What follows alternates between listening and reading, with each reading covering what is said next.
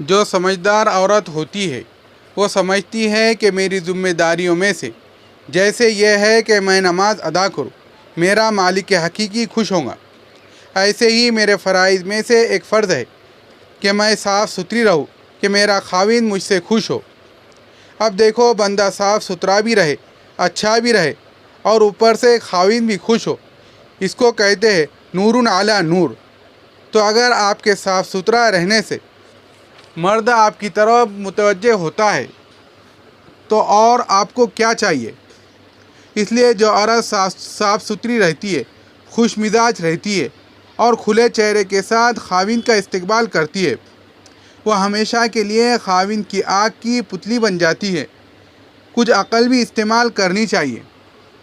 اس عاجز کے تجربے میں یہ بات آئی کہ جو بیویاں روتی پھرتی ہے کہ خاوند توجہ نہیں دیتا، ذمہ دار نہیں ہے، بچوں کا خیال نہیں کرتا، ہمارا خیال نہیں کرتا، اس میں زیادہ قصور تو خاوند کا ہی ہوتا ہے، مگر کچھ نہ کچھ قصور عورت کا اپنا بھی ہوتا ہے۔ وہ یہ کہ عورت سوچتی نہیں کہ میں کن طریقوں سے اپنے خاوند کو اپنے قریب کر سکتی ہوں، عقل مندی سے کام نہیں لیتی۔ یہ کہتے ہیں کہ بس خاوند کا فرض ہے کہ میری طرف توجہ کرے۔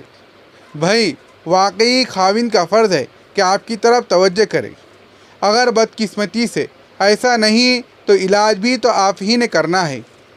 اب علاج آپ کے ہمسائے کی عورت تو نہیں کریں گی، یا علاج کوئی دوسری رشتہ دار عورت تو نہیں کریں گی، یا علاج کوئی دفتر کی لڑکی تو نہیں کریں گی۔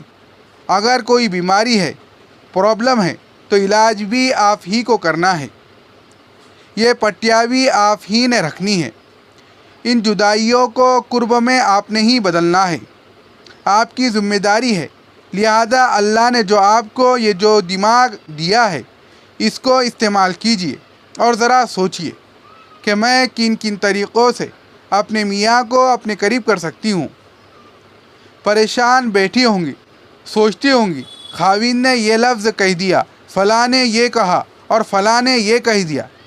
بجائے ان باتوں کو سوچ کے افسردہ اور رنجیدہ ہونے کے، آپ یہ کیوں نہیں سوچتی کہ کون سا طریقہ ہے کہ جس سے میں اپنے خاوند کا دل جیت سکوں؟ مثال کے طور پر اگر کسی بیوی کو اپنے خاوند پر شک ہے کہ خاوند باہر کئی غلط قسم کا تعلق بنا چکا ہے، تو اب اس کے دو طریقے ہیں۔ ایک تو یہ کہ محبت سے اپنے خاوند کو اتنا قریب کر لے کہ وہ کسی اور کی طرف آنکھ اٹھا کر بھی نہ دیکھے، اور ایک طریقہ یہ ہے کہ خاوند سے جھگڑا شروع کر دے۔ اکثر بیویاں سمجھداری سے کام لینے کی بجائے الٹا جھگڑا کر کے اپنے کیس کو خراب کر لیتی ہے، اپنی زندگی کو خراب کر لیتی ہے۔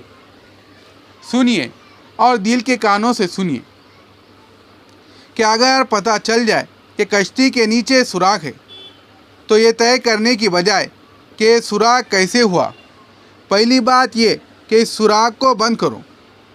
اگر آپ کو پتہ چل گیا کہ خاوند کے کردار کی کشتی میں سوراخ ہو چکا ہے تو یہ جھگڑا کرنے کی بجائے یہ سوراخ کیسے ہوا، کیوں ہوا، کس نے کیا، پہلے اس سوراخ کو بند کرو تاکہ کشتی ڈوب نہ جائے۔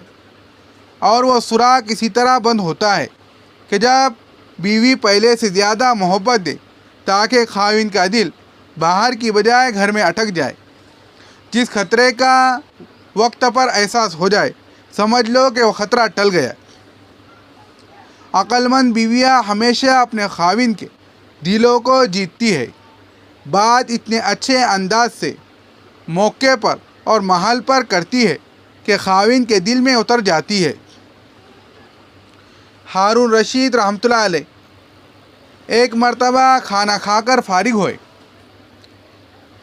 اس کا خیال بنا کہ کھانا کھایا ہے، ذرا باہر نکلتے ہیں۔ تو اس نے اپنی بیوی سے کہا کہ چلو چاندنی رات ہے، ذرا باہر چل کر چہل قدمی کر لیتے ہیں۔ بیوی کہنے لگی، اے امیر المومنین، آپ دو سوکنے کو جمع کر کے کیوں خوش ہوں گے؟ کہنے لگا کیا مطلب؟ کہنے لگی ایک طرف میرا چہرہ ہوگا، ایک طرف چاند ہوگا۔ دو سوکنوں کو آپ کیسے جمع کریں گے؟